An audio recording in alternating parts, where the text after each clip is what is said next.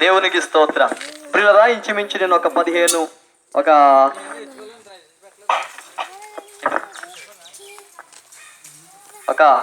5-6 సంవత్సరాల క్రితం ఈ ప్రాంతంలో నేను చాలా సేవ చేసినట్లు మీకు అందరికీ తెలుసు. ఎందుకంటే ప్రియులు అందరూ కూడా నేనంటే చాలా ప్రేమించేవారు, నేనంటే చాలా గౌరవించేవారు.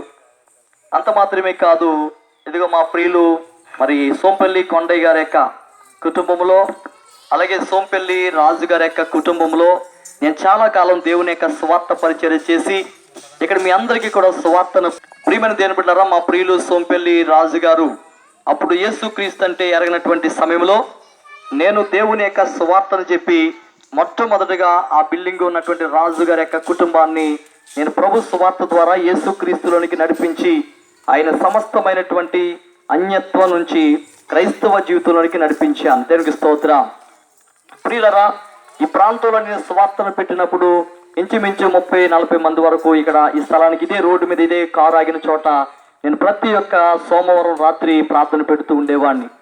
ప్రియమైన దేవుని బిడ్డలారా, అయితే ఒక విషయము, యేసుక్రీస్తు ప్రభునందు మీరందరూ నమ్ముకుని దేవుని యందు విశ్వాసముతో సాగుతున్నటువంటి మీ కుటుంబాలను బట్టి మేమెంతో సంతోషిస్తూ ఉన్నాం.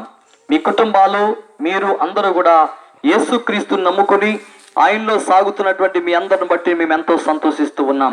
ప్రియమైనటువంటి దేవుని బిడ్డలారా, మా ప్రియులు కృష్ణమూర్తి గారు, అలాగే మా ప్రియులు కొండయ్య గారు, అలాగే మా ప్రియులు మరి రాజు గారు, మా ప్రియులు జాన్సన్ గారు, అలాగే మా ప్రియులు సోంపల్లి సత్యనారాయణ గారు, వీళ్ళంతా కూడా ఎంతో మమ్మల్ని ప్రేమించి వారి యొక్క కుటుంబాలందరూ కూడా ప్రార్థనకు వచ్చి దేవుణ్ణి స్తుతించి అందరికీ కూడా స్వార్థను ఇక్కడ ఈ ప్రాంతంలో మొట్టమొదటిగా ఇక్కడ ప్రార్థన నడిపించినటువంటి వ్యక్తిలో నన్ను దేవుడు ఏర్పాటు చేసుకున్నాడు. అయితే ప్రియమైన దేవుని బిడ్డలారా, మీరందరూ యేసయ్యను నమ్ముకోండి. దేవుని యందు విశ్వాసముతో, దేవుని యందు నమ్మకంతో మీరు సాగండి. మీ ఇంట్లో ఎప్పుడు కూడా ప్రార్థన ఉండాలి, దేవుని యొక్క స్తుతి ఉండాలి, దేవుని యొక్క ఆరాధన ఉండాలి. దేవునికి మీరు అందరూ కూడా ఎల్లప్పుడూ కూడా ప్రార్థనలతో దీవిస్తాడండి. మీ బిడ్డలను దీవిస్తాడు, మీ పిల్లలను దీవిస్తాడు, మీ కుటుంబ సభ్యులను దీవిస్తాడు, అలాగే మీ యొక్క కుటుంబంలో కలుగును గాక. ఒకనొక సమయంలో యేసుక్రీస్తు ప్రభు మరి కాలంలో ప్రియమైన దేవుని బిడ్డలారా, ఒక విధవరాలు ఒక భయంకరమైనటువంటి అప్పులనేటువంటి బాధతో బాధపడుతూ ఉండేది, కరువుని బాధతో బాధపడుతూ ఉండేది. అటువంటి సమయంలో అక్కడ ఉన్నటువంటి దైవజనుడు అయినటువంటి ఏలియా ప్రియులరా, ఒక దైవజనుడు ఉండేవాడు. ఆ దైవజనుడు ఆ ప్రాంతంలో ఎంతో కరువుతో బాధపడుతున్నప్పుడు ఆ ప్రాంతానికి వెళ్ళినప్పుడు పిల్లరా, ఆ దైవజనుడిని ఎంతగానో ప్రేమించింది ఒక స్త్రీ. దేవునికి స్తోత్రం కలుగును గాక. ఆ దైవజనుడు ఎలీషా ఆమె కుటుంబం కోసం ప్రార్థన చేసినప్పుడు ఆ కుటుంబము దీవించబడ్డది. కనుక ప్రియులరా, యేసుక్రీస్తు ప్రభువు ఏ కుటుంబము కొరకైతే దైవజనులు వచ్చి ప్రార్థన చేస్తారో, ఏ గ్రామం కోసం అయితే దైవజనులు ప్రార్థన చేస్తారో, ఏ యొక్క గ్రామం క్షేమం కోసం దైవజనులు బిడ్డలు సంఘస్థులు సంఘ బిడ్డలు అందరూ వచ్చి ప్రార్థిస్తారో వారిని నేను దీవిస్తానని దేవుడు సెలవిచ్చాడు. ప్రియమైన దేవుడు, మా కనుపాలో మన యొక్క జీసస్ టెంపుల్లో అనేకమైన అద్భుతమైన కార్యాలు జరుగుతున్నాయి, స్వస్థత కార్యాలు జరుగుతున్నాయి, రోగులు బాగుపడుతున్నారు, వ్యాధిగ్రస్తులు నయమవుతున్నారు, దురాత్మ శక్తులతో పీడించబడుతున్న వారు బాగుపడుతున్నారు. అంత మాత్రమే కాదు పిల్లరా, గత కాలంలో నేను స్వార్థ పరిచర్య చేసినప్పుడు అనేక మంది దెయ్యములతో బాధపడుతున్నటువంటి వారికి ఇక్కడ నేను ప్రార్థన చేస్తున్నప్పుడు అనేక మంది దురాత్మ నుంచి విడుదల పొందారు. దేవునికి స్తోత్రం. ప్రియమైన దేవుని బిడ్డలారా, దైవజనుడు యేసురత్నం గారు అనేటువంటి ప్రియులు కోట యేసురత్నం గారు తీసుకొచ్చినప్పుడు ఒక భయంకరమైన దురాత్మతో బాధపడుతున్న వ్యక్తిని కూడా దేవుడు స్వస్థపరిచాడు. ఇలాగ అనేకమైన అద్భుతమైన కార్యాలు మా కనుపాలు మన జీసస్ టెంపుల్ చేస్తున్నాడు.